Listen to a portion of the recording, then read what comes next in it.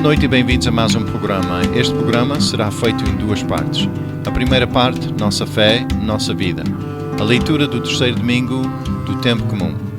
A segunda parte deste programa será sobre Conta a História falando de Portugal nos tempos antigos.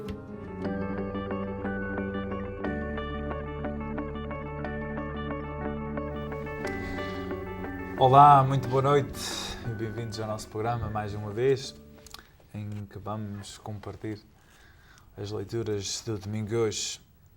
Uma vez mais, estes dois aqui para compartilhar convosco esta leitura. E a pergunta. A irmã, como é que vai? A pergunta é, a irmã, como é que vai? A irmã vai bem, graças a Deus, nada de lamentar. Demos graças a Deus pelo dom da vida, pelo dom de estarmos aqui em comunhão com os nossos ouvintes lá nas suas casas, ou que não podem ir à igreja, ou porque gostam de ver e ouvir estas reflexões sobre a palavra de Deus, que é sempre a boa nova de Jesus. E então estamos aqui felizes da vida. Felizes da vida. Muito bem, então vamos à leitura do Evangelho para este domingo, em que uma vez mais temos o Evangelho de hoje, terceiro domingo do Tempo Comum, em que Jesus nos vai dizer quem é Ele, em certo modo. Este Evangelho vem de São Lucas, já que muitos empreenderam narrar os factos que se realizaram entre nós, como nos transmitiram os que, desde o início, foram testemunhas oculares e ministros da palavra, também eu resolvi, depois de ter investigado cuidadosamente tudo desde as origens, escrevê-las para ti, ilustre Teófilo, para que tenhas conhecimento seguro do que te foi ensinado. Naquele tempo, Jesus voltou da Galileia com a força do Espírito, e a sua fama propagou-se por toda a região. Ensinava nas sinagogas e era elogiado por todos. Foi então a Nazaré onde se tinha criado. Segundo o seu costume, entrou na sinagoga a um sábado e levantou-se para fazer a leitura.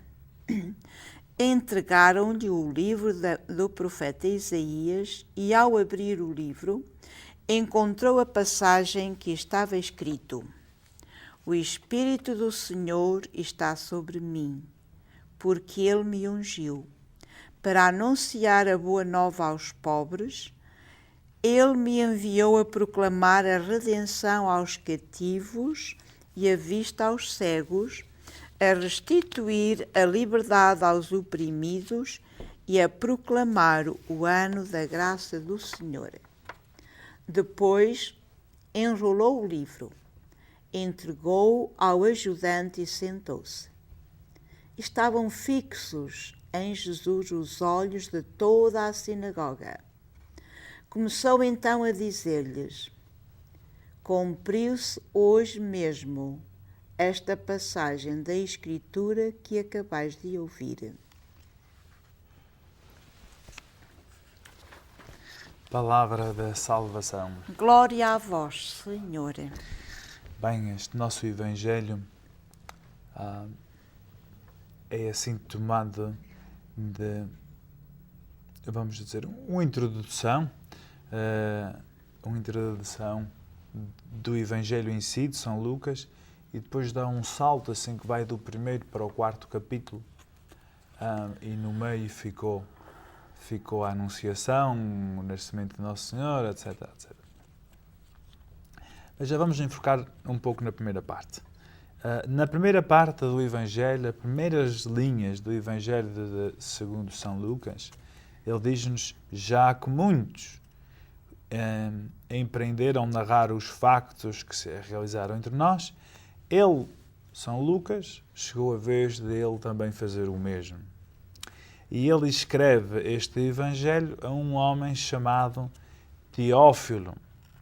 ilustre Teófilo, para que tenhas conhecimento seguro do que te foi ensinado.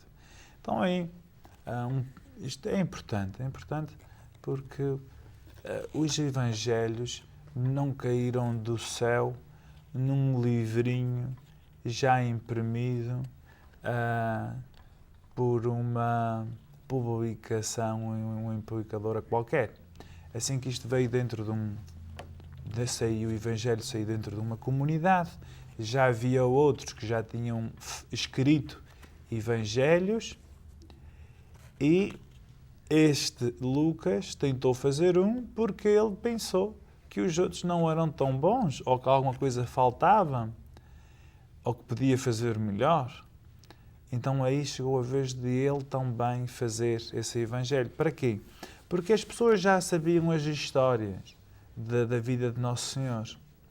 Mas foi preciso escrevê-las porque os velhinhos, aqueles que conheceram Jesus, que estavam lá, os apóstolos, os discípulos, depois iam morrendo e era preciso ter um texto escrito para que chegasse aos nossos tempos, para não se que perdesse. chegasse. Assim que isso é muito importante. Isso é muito importante.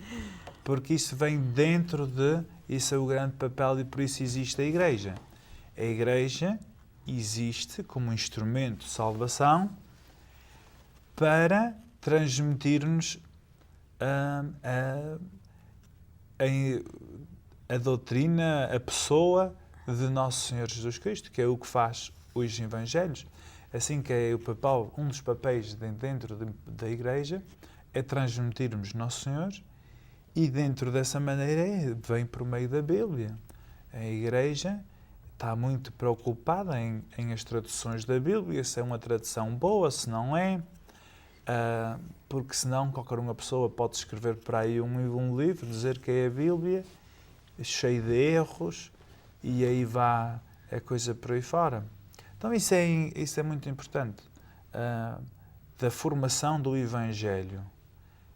Embora que esse Evangelho não foi escrito ao mesmo tempo que Nosso Senhor estava pregando, e aí estava São Lucas tomando ditado, não? Ou estava a fazer um ditado das pregações de Nosso Senhor, mas sim estava a pôr num livro os eventos grandes da vida de Nosso Senhor. Não todos, porque se fosse para pôr tudo, então aí era preciso um livro muito mais grosso. É o que diz São João, do que este. Então, a irmã, o que é que pensa desta palestra tão inteligente que eu acabei de dizer? Acho que, quer dizer, pronto, o Sr. Padre Isaac trouxe aspectos muito importantes, refletindo nesta primeira parte do Evangelho de hoje. A importância de que realmente os evangelistas escreveram os Evangelhos, que alguns deles têm aspectos diferentes, para as comunidades em que eles estavam inseridos, e que estes Evangelhos contêm os ensinamentos de Jesus e os evangelistas foram guiados pelo Espírito Santo. Não foram eles que se lembraram de escrever agora um romancezito acerca de Jesus e aqui estamos. Não, eles escreveram exatamente os factos, as mensagens de Cristo e por isso nós devemos receber essa mensagem com esse mesmo espírito com que eles foram escritos.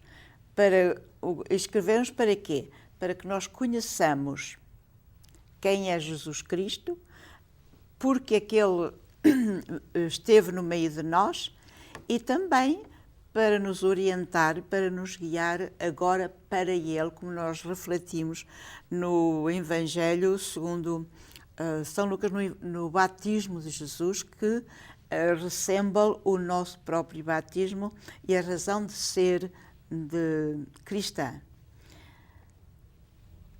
Temos aqui de facto a participação de Jesus na tradição judeia. Sim, mas antes disso, eu acho que isso é um ponto fundamental, que é, embora que nós dizemos que o Evangelho segundo São João ou São Lucas, e não é pensando que o autor é São Lucas ou que o autor é São João. Não, o autor é o Espírito Santo. O Espírito Santo é que é o autor. E São Lucas foi apenas aquele o instrumento.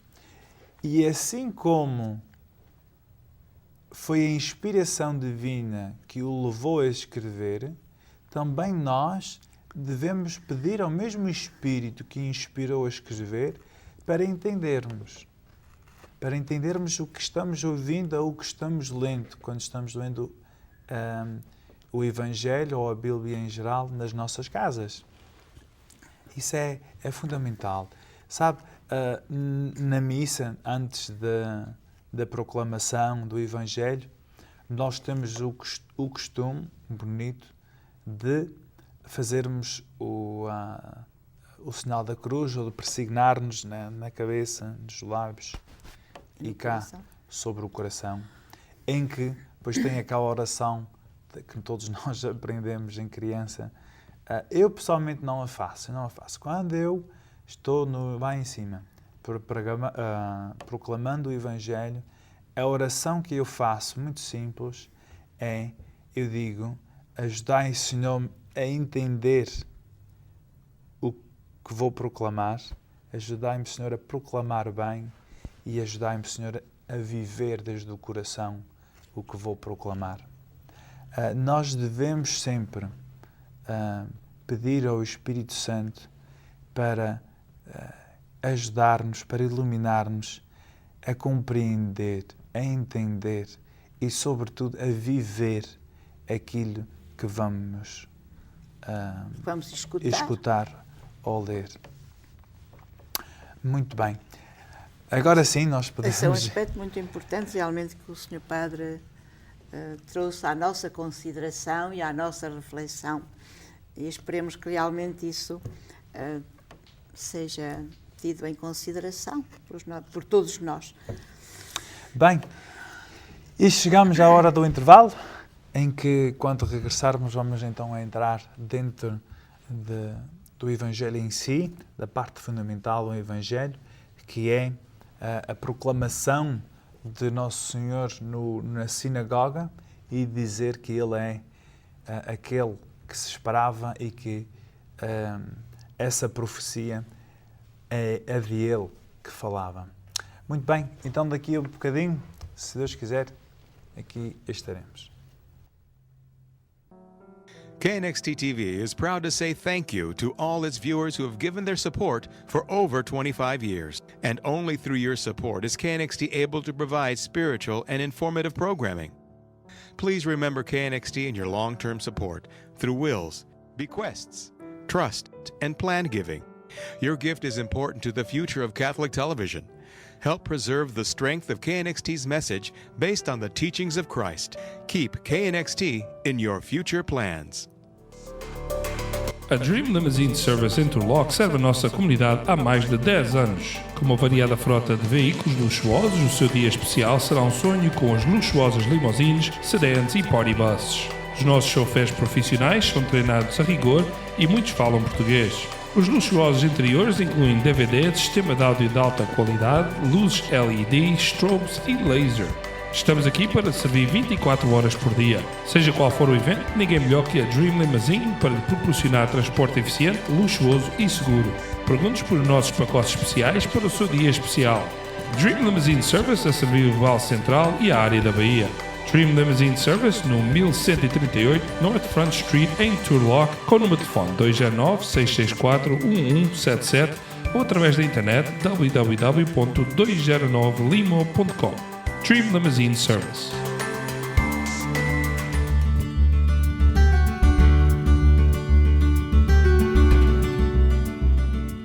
Are you suffering from varicose veins? Are you having leg pain and swelling? If so, Valley Vein Health Center has a comprehensive bilingual team offering diagnosis and treatment of leg pain, swelling, leg ulcer, varicose veins, and spider veins. All treatments are done in our office and are covered by most insurance plans.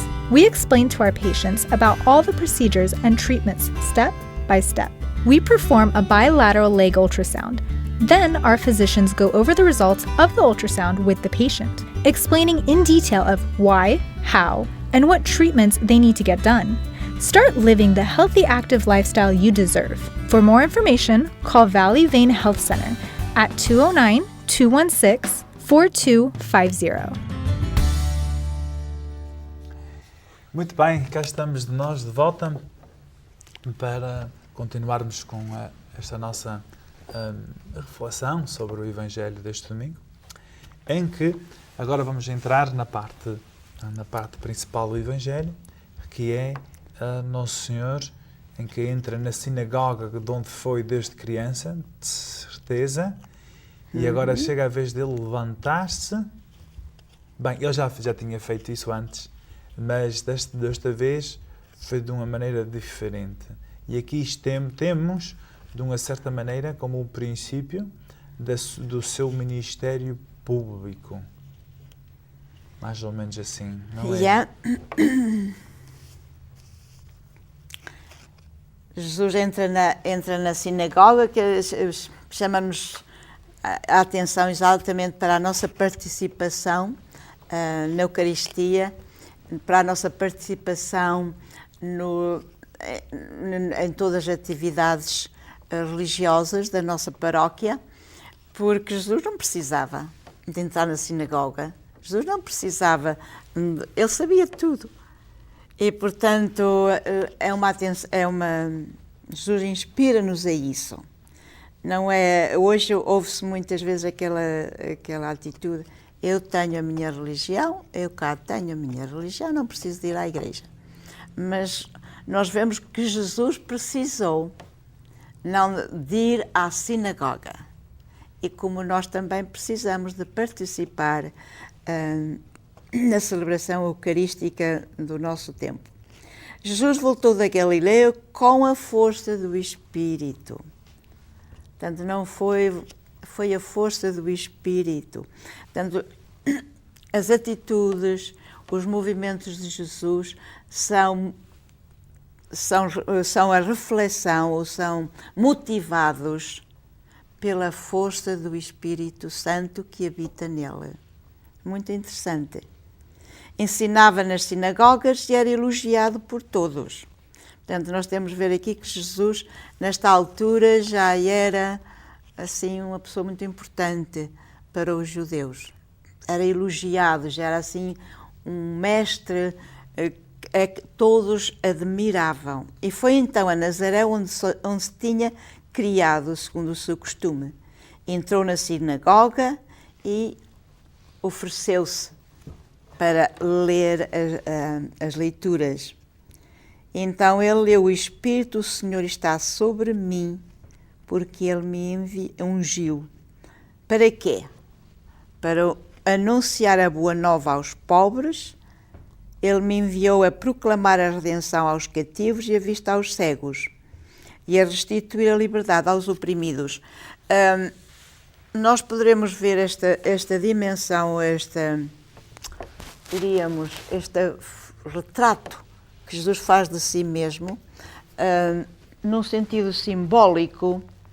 Estes pobres, poderemos ver a preocupação que Jesus tem exatamente com os que sofrem, com os necessitados, e isso foi transmitido à Igreja, e hoje a Igreja assume essa responsabilidade através do seu ministério sacerdotal. Não só temos a Igreja hoje cura as feridas da alma, cura as feridas do pecado, mas também tem a preocupação de responder às necessidades físicas e humanas, e Jesus realmente esteve também atento a isso. Mas depois, para dar a vista aos cegos, restituir a liberdade aos oprimidos. Jesus fez muitos milagres, mas não curou todos, não fez todos os milagres, apenas como símbolos do que era a sua missão, que a sua missão fundamental era redimir-nos do pecado, libertar-nos da cegueira, da escravidão do pecado, através da sua paixão e morte na cruz. E a proclamar o ano da graça, portanto, a sua presença é sempre uma presença de graça, é sempre uma presença de amor, é sempre uma presença de perdão, de misericórdia, de paz, de alegria, etc. Muito bem, falando em ano da graça, o Santo Padre este ano declarou este ano litúrgico, que começou em dezembro passado até eu acho que vai até ao Cristo Rei do próximo ano, como um ano da graça, mas com a ênfase na misericórdia. Não, o ano da Divina Misericórdia, em que essa mesma misericórdia não é que a Igreja nunca foi instrumento de misericórdia antes, mas só que este ano vamos enfocar um pouco mais na misericórdia e no verdadeiro sentido da misericórdia. Sim, quer dizer, pois a Igreja sempre exerceu a sua misericórdia, mas presentemente nós vivemos num mundo de muita violência, e não só violência manifestada através das guerras, etc., mas mesmo até uma violência do relacionamento humano, uma violência nas famílias, muito sofrimento. Hoje sofre-se muito. Nunca se teve tantas facilidades, mas também muito sofrimento. Então o Santo Padre quer realçar, eu penso que ele, sim, como o Senhor Padre diz, a misericórdia, Jesus foi misericordioso e a Igreja exerce, diríamos assim, transmite essa misericórdia de Deus.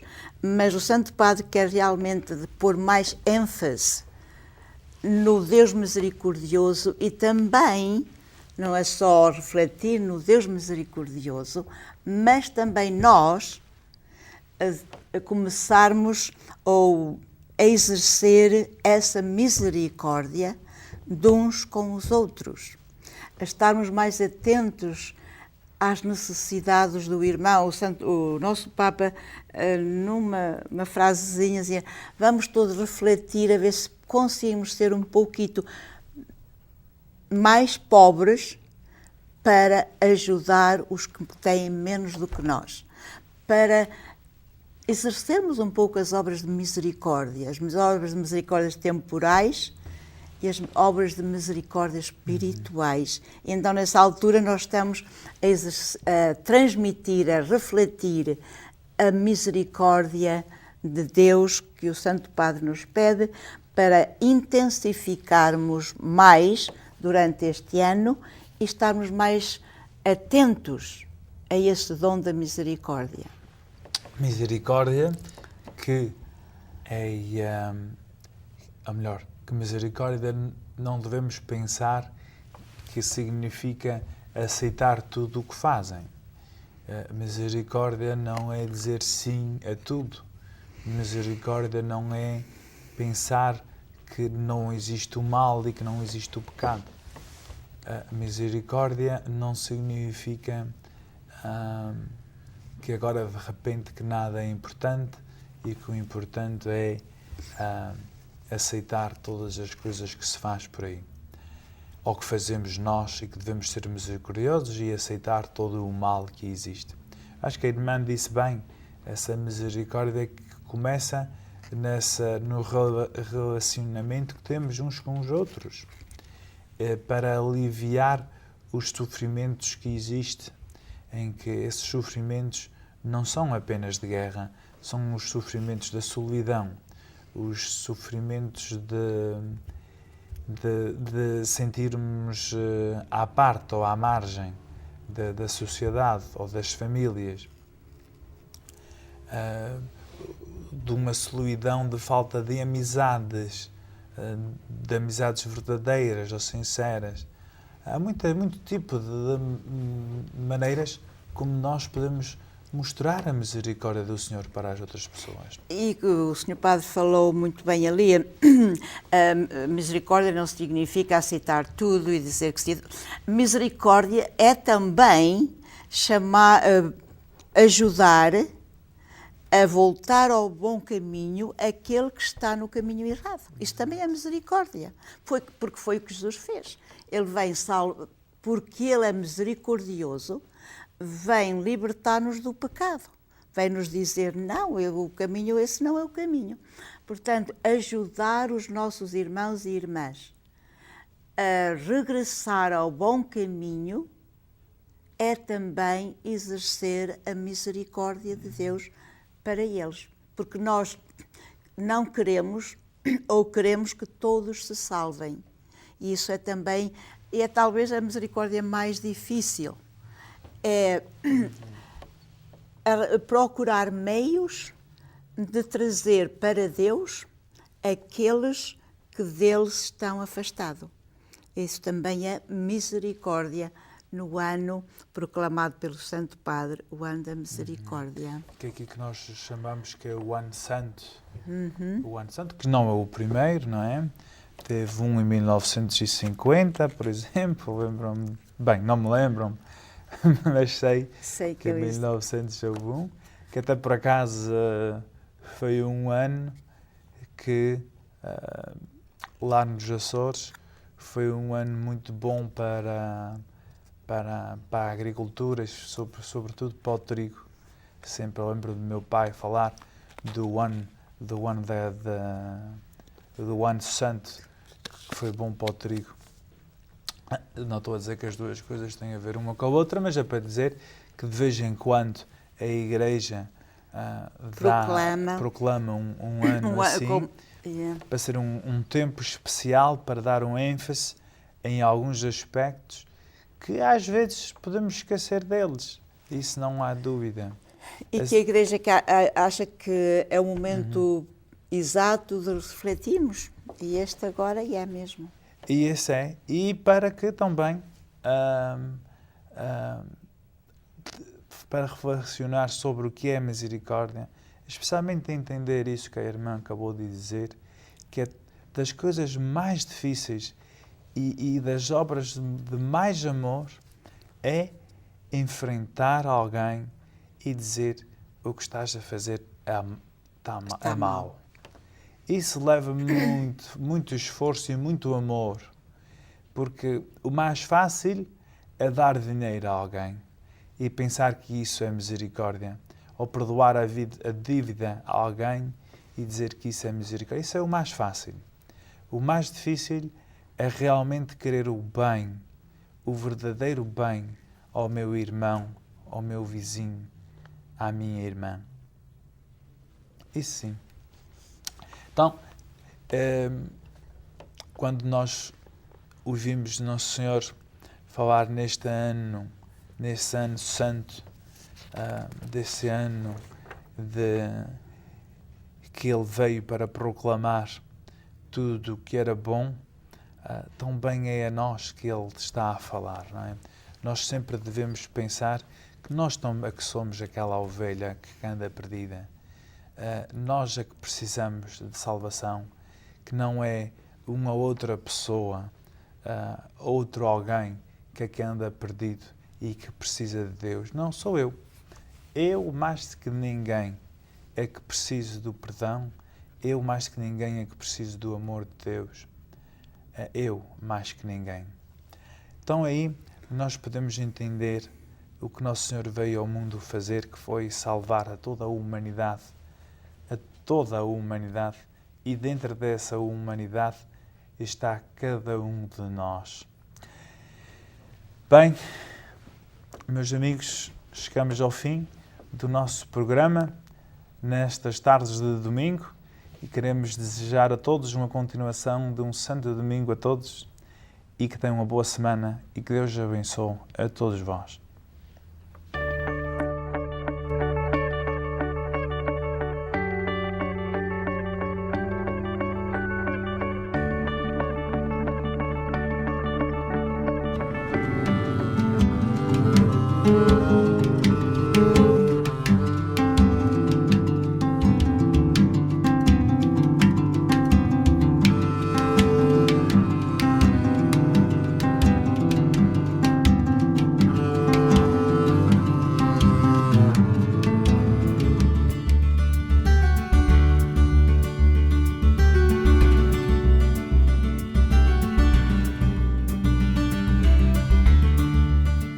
Valley Vein Laser now offers hair removal services at the lowest guaranteed rates in the Valley.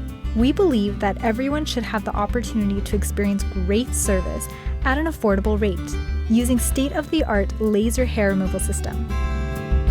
We tailor the treatments based on each patient's hair color, skin tone, and skin condition.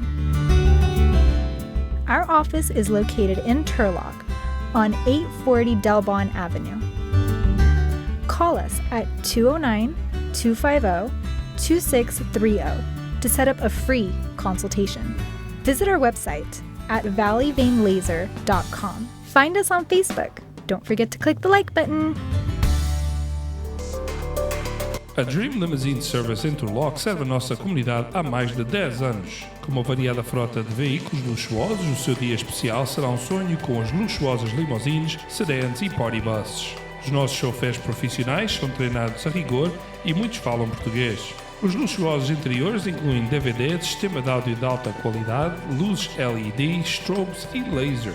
Estamos aqui para servir 24 horas por dia. Seja qual for o evento, ninguém melhor que a Dream Limousine para lhe proporcionar transporte eficiente, luxuoso e seguro. Pergunte por nossos pacotes especiais para o seu dia especial. Dream Limousine Service a servir o Vale Central e a área da Bahia. Dream Limousine Service no 1138 North Front Street em Turlock, com o número de telefone 209-664-1177 ou através da internet www.209limo.com. Dream Limousine Service. Quero falar num outro livro que também me impressionou muito, por outras razões. Este livro recebi-o ontem. Chama-se Mundos Animais, Universos Humanos. É um livro de ciência no mais estrito e rigoroso sentido da palavra, publicado pela Fundação Calouste Gulbenkian nos textos universitários.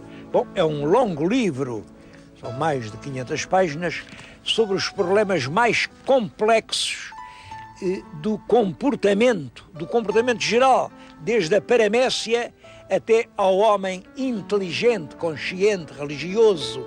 Bom, é, aliás, uma espécie de história da cultura. Cultura desde o estremecer do primeiro animal até à atitude do sábio ou do pensador, porque tudo isso tem uma raiz comum.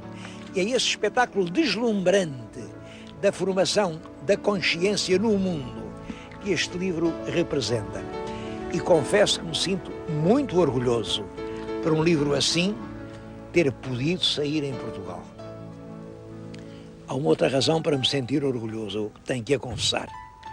É que o autor deste livro é o meu filho mais novo, é o meu filho Rodrigo. O senhor telespectador vai dizer, essa não é a última razão, essa é a primeira, pois se é teu filho que admira, é possível, é bem possível que seja a primeira. Nestas coisas é tão difícil a um pai distinguir, mas haverá algum senhor espectador que ache mal que eu admire as obras dos meus filhos. O terceiro assunto é uma carta que recebi ontem. É do Sr. Gabriel Saraiva Cavaco. É uma carta de um peregrino. Este senhor continua a repetir as peregrinações de Santiago. Nesta longa carta, ele diz-me que foi até Santiago com o bordão do peregrino. Eu tenho aqui um bordão de peregrino. Este é o bordão que os peregrinos de Santiago levavam este bordão para se apoiar no caminho, com esta cabaça em que lhes matava a sede. Faz agora 1000 anos. Estamos em 2003, no ano de 1003. Milhares e milhares de cristãos, vindos de todos os lados da Europa, encaminhavam-se para Compostela. Hoje continua a haver, é o que ele me diz nesta carta, é que essa peregrinação continua a ser verdade. Ele próprio a fez, meteu-se a caminho, arranjou um bordão igual a este, arranjou um chapéu de peregrino. Os chapéus são assim, isto é o chapéu do peregrino, que leva aqui a concha de São Jacques. Era isto que lhes servia de copo para comerem, para beberem, e ele, com isto, fez a peregrinação e diz-me espantado, o pior é que durante toda a peregrinação, ele veio lá da França, atravessou a França, os Pirineus, veio o norte, anda todo aquele caminho, andou centenas e centenas de quilómetros e não ouviu falar em Portugal. Pior, depois de Compostela, os peregrinos foram para o Cabo de Finisterre. Eu já lá estive, um cabo muito bonito. E disseram, é aqui que acaba o mundo. A Europa acaba aqui, neste Cabo de Finisterre. Bom, isto era assim para os peregrinos de há 1000 anos, mas ele escreve-me a dizer, então, não há maneira de convencer as pessoas de que o mundo continua, que depois de Finisterre, depois há o rio Minho, há o rio Lima, e há a cidade do Porto, e há as Beiras, e há Serra da Estrela, e há Lisboa, e há o Algarve, e ele quer trazer a peregrinação até à Ponta Sagrada de Sagres. Bom, é claro que eu não acredito que isso seja possível, porque as peregrinações tinham na sua origem um espírito religioso que hoje já não existe. Em todo caso, impressionou-me muito este pedido de um peregrino que, desterrado 1000 anos no tempo, continua a ir até Compostela. Mas eu vim aqui não foi para lhes falar nem de livros nem de peregrinos, foi para lhes falar de uma grande figura que é o Santiago. Vamos lá ver quem era o Santiago.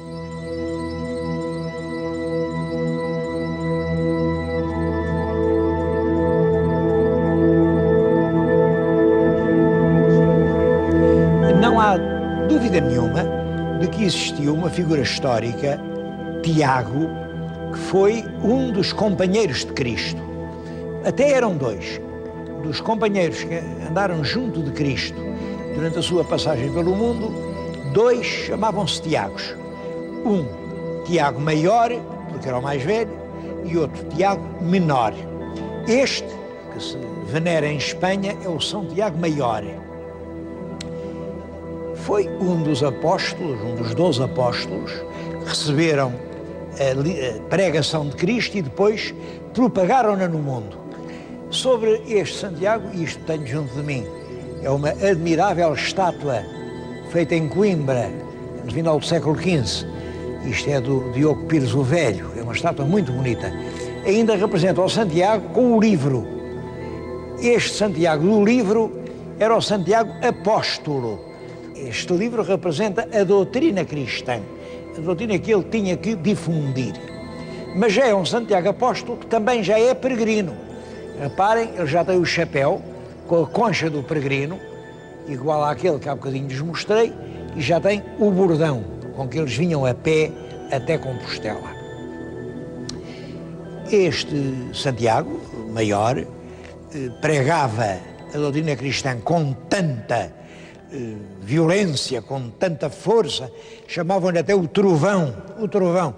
É claro que, por causa disso, lá o Herodes Antipas, a certa altura, prendeu, achou que ele estava a alterar a ordem e mandou-o degolar. Ele morreu degolado lá na Galileia no ano de 42, ano de Cristo, quer dizer, é companheiro de Cristo e morre no ano de 42 degolado. Bom, isso faz parte dos Evangelhos, vem nos Atos dos Apóstolos, é um facto que ninguém põe em dúvida. Agora, o que é extraordinário é isto, é que passado, ele morre, portanto, no século I, passa o século II, III, IV, V, VI, VII, VIII, e aí, no princípio do século IX, ele aparece outra vez, mas agora aparece em Espanha. Em Espanha. Como? Há lá um sítio, ainda hoje lá está, em Iria, na foz de um rio, um sítio muito bonito, onde havia ali um bosque muito cerrado e diz que apareciam luzes e se ouviam vozes à noite. Foram dizer ao bispo diria que era um Teodomiro, e o bispo foi até lá, ver que mistério era aquele, então vozes à noite, e o que é que ele encontra? No meio do bosque, um túmulo romano. Um túmulo, mandou abrir o túmulo, e dentro do túmulo, realmente, aquele túmulo o povo já chamava o túmulo do apóstolo. túmulo do apóstolo. O bispo manda abrir a tampa do túmulo e o corpo lá estava, era um corpo sem cabeça. Ora, dos apóstolos, os 12 apóstolos, muitos foram martirizados, mas o único que foi assim degolado foi realmente o Santiago Maior. Portanto, o bispo, que sabia essa história, disse, não há dúvida, se é apóstolo e não tem cabeça, é o Santiago. Bom, mandou depois levar dali para um sítio mais para o interior, porque aquilo ficava na foz de um rio e, portanto, muito ao alcance dos piratas. Os piratas roubavam tudo nessa altura, estavam pelos rios.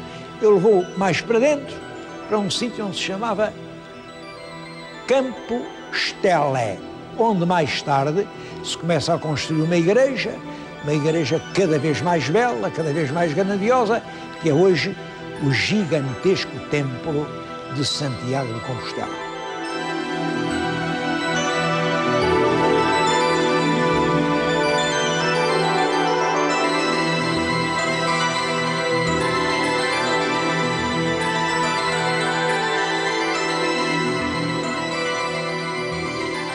Houve só uma pergunta que o tal bispo se não lembrou de fazer.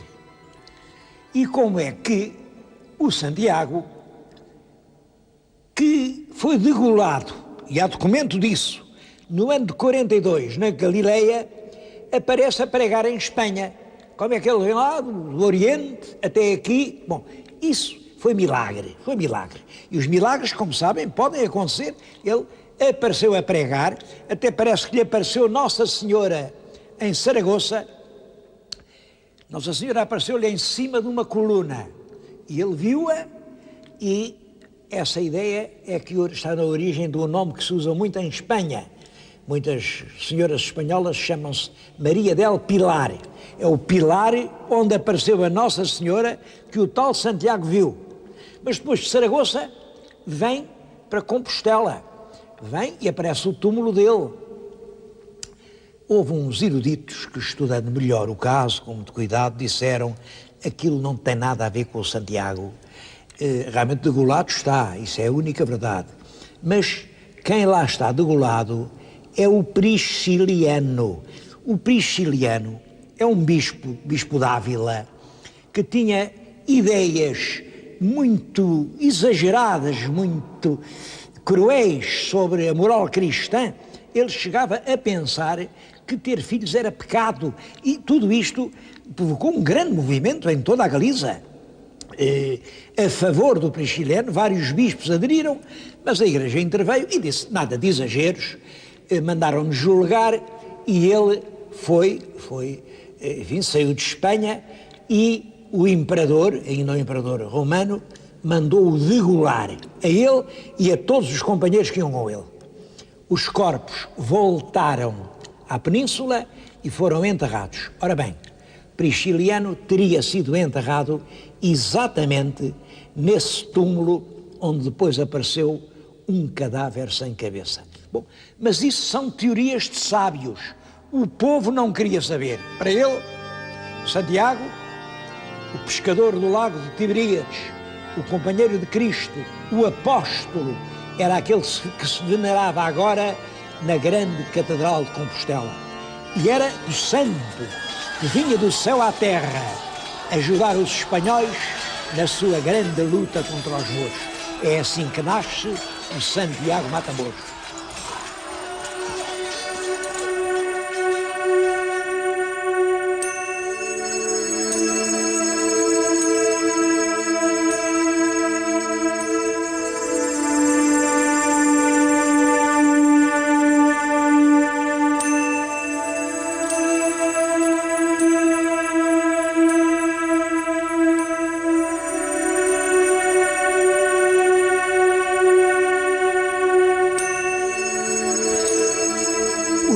Encontro do túmulo com o cadáver decapitado foi no princípio do século IX.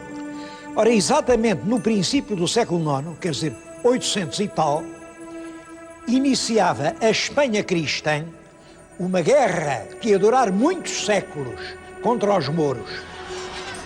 Essa guerra começa praticamente em Covadonga, no século VIII, exatamente.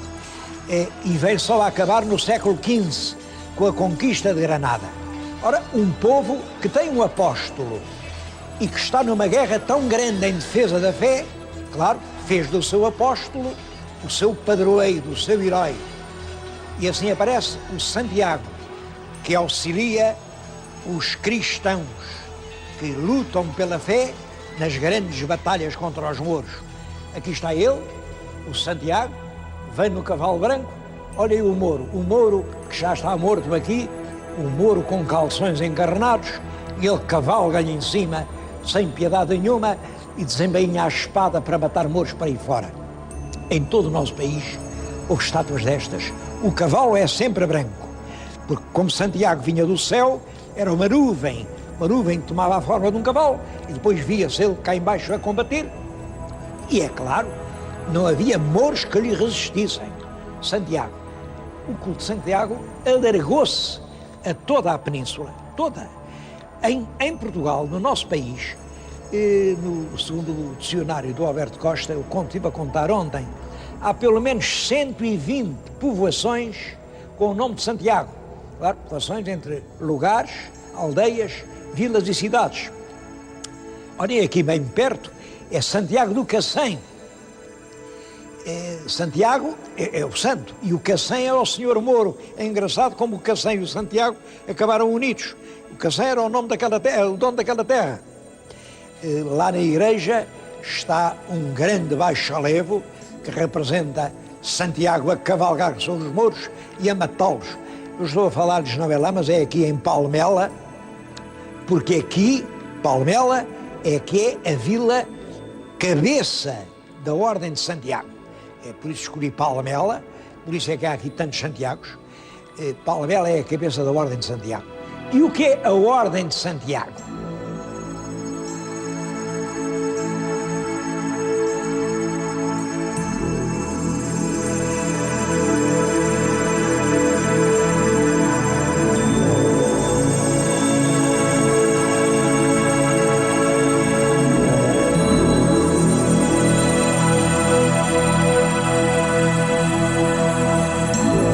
A Ordem de Santiago era, por um lado, uma comunidade de guerreiros, eram militares, um grupo de militares. Por outro lado, uma ordem de monges, de religiosos. Eram religiosos, mas também eram militares. Porque o papel deles era não orar, mas sim combater pela fé. Bem, como sabem, as ordens nasceram durante as cruzadas. Foi na Terra Santa, durante as cruzadas, que nasceram os Templários. Já fiz um programa sobre os Templários. Depois, em Portugal, se transformaram na Ordem de Cristo. Nasceram os Hospitalários, que hoje são ainda em todo o mundo a Ordem de Malta. E do mesmo modo, em Espanha, durante a guerra contra os mouros, um rei de Leão, o rei Fernando II, que foi, aliás, um grande rei, resolveu reconhecer um grupo de cavaleiros que se tinham unido para fazer uma espécie de unidade militar no combate contra os mouros. E eles adotam como seu padroeiro Santiago e ficam chamados a Ordem de Santiago. Essa ordem era espanhola, teve sede, por exemplo, em Cáceres, chamavam-lhe Ordem de Cáceres. Também teve ordem na cidade do Clés, eram os Cavaleiros do Clés. Aqui em Portugal, ela foi fundada, como lhes digo, pelo rei Fernando II no ano de 1170. 1170, reinava em Portugal o nosso Dom Afonso Henriques.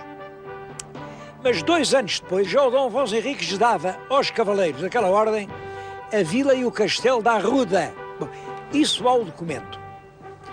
Eu acho que também lhes deu Palmela, Sesimbra, Alcácer. Acho eu. Mas não há documento, só mais tarde é o filho, o Dom Sancho. Dom Sancho gostava muito dos Cavaleiros de Santiago. Quem lhes dá tudo isto, e no testamento de Dom Sancho, aos Cavaleiros de Santiago já se dá o nome de Freires de Palmela. Freires de Palmela, porque era aqui, em Palmela, que eles tinham o seu principal castelo. O castelo não tinha sido feito por eles. Este castelo em que estou a falar, isto tudo é muito antigo, e já cá estava no tempo dos mouros já cá estava. É possível, na época romana, isto já fosse uma fortificação. A verdade é que é entregue aos freiros de Santiago e esteve nas mãos dos freiros de Santiago até há relativamente pouco tempo. Digamos, olha, até acabarem as ordens com o liberalismo. E desde então ficou um bocado abandonado, mesmo muito abandonado. Hoje, este Castelo de Santiago é uma sombra do que foi antigamente. Em todo caso, ainda é um dos mais belos monumentos que se podem visitar aqui na região de Lisboa. Tem uma vista extraordinária e é isso que explica a importância que ele tinha. Este castelo dominava a foz do rio Sado. Portanto, a entrada para o interior do Alentejo que se fazia pelo Sado, aqui os cavaleiros dominavam inteiramente isto. Enquanto Alcácer do Sal pertenceu aos mouros, os mouros retaliavam estas terras todas, flagelavam, aprisionavam os cristãos, vendiam-nos como escravos, e eram os cavaleiros de Santiago, aqui, partidos de Palmela, que mantinham a ordem, uma certa obediência ao rei de Portugal na medida em que podiam. Quando Alcácer do Sal é conquistado pelos cristãos, acaba a guerra. Entre os dois castelos, Castelo de Palmela, Castelo de Alcácer, acaba a luta e isso permite que lá embaixo, mesmo junto às águas do rio, nasça uma povoação que vem a ser uma grande cidade, a cidade de Setúbal.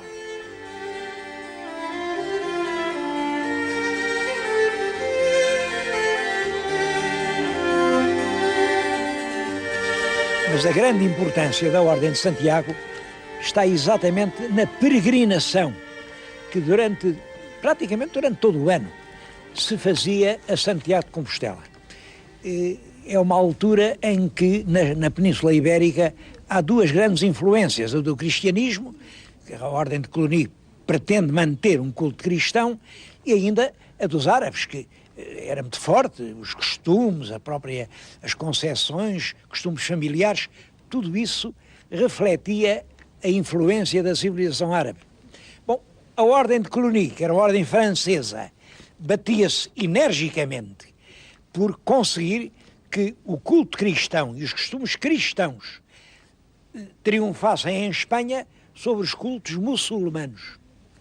E é isso que leva a Ordem de Cluny a dar um grande apoio ao culto de Santiago e, olhem, a peregrinação era de tal maneira importante que aquela grande nebulosa que nas noites de verão se avista no céu, que é a Via Láctea, os povos de toda a Europa chamavam-lhe a Estrada de Santiago, o Caminho de Santiago.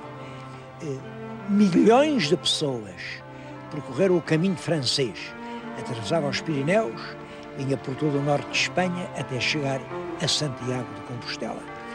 Em Portugal também havia um caminho, claro, era muito menos frequentado, porque Portugal, nessa altura, no século XII, termina no Rio Mondego, e só posteriormente é que, até ao sul, tudo isto foi terra portuguesa, com a grande ajuda, exatamente, dos cavaleiros de Santiago da Espada.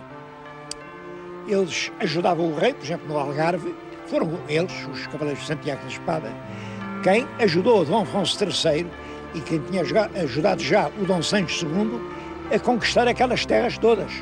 Bom, conquistada a terra, o rei precisava de alguém que ficasse ali para as defender, para as administrar, e ia dando essas terras à Ordem de Santiago.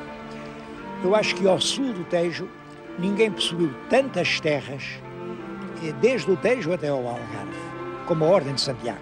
Bom, e a capital de tudo isso era aqui em Palmela. Este castelo de Palmela, em que eu lhes estou a falar, foi durante séculos, pode-se dizer, do século XIII, em século XIII que o rei Dom Sancho I usa a expressão os freiros de Palmela, até ao século XVI.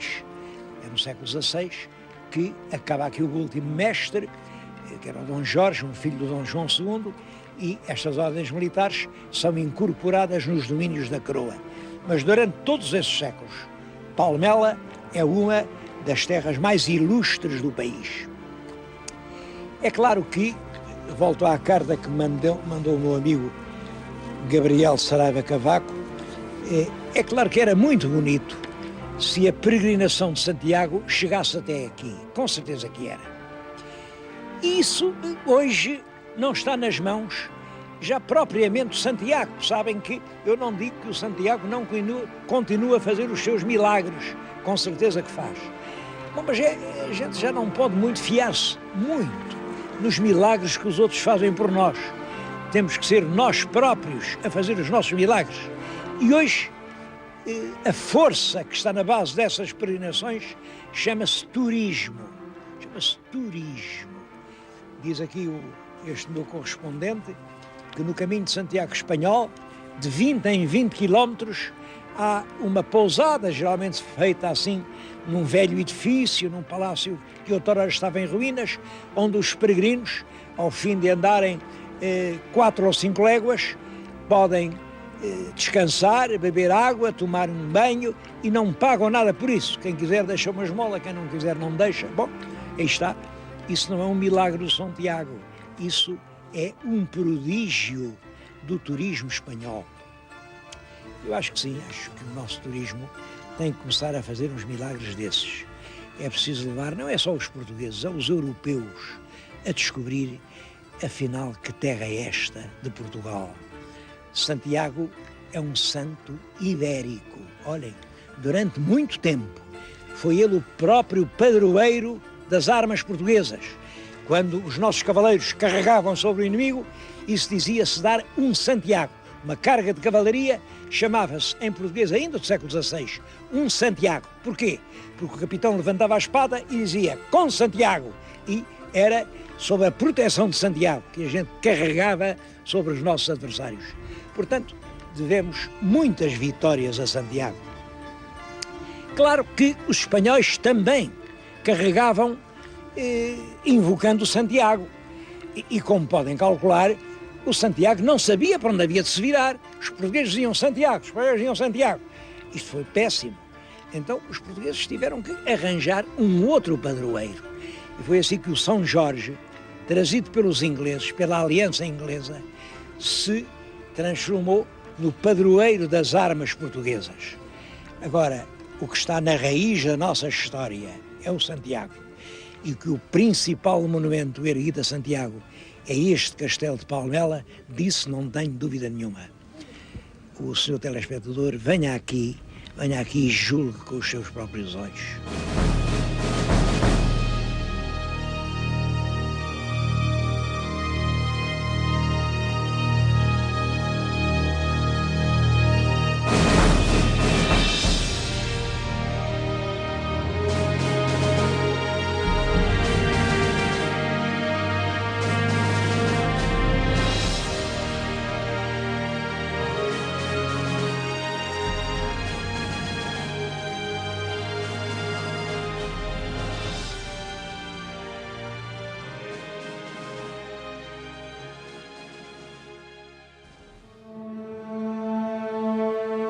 E acabamos de ouvir o nosso programa Nossa Fé, Nossa Vida e também a Conta História Falando Portugal dos Tempos Antigos. Todas as quartas-feiras, às 7 horas da noite, vamos transmitir este programa intermeio do Cable, canal 184, e também intermeio da nossa página do rtpusa.com. Então, até a semana que vem para mais um programa. E a semana que vem, o 4º domingo do Tempo Comum e mais uma história falando de Portugal.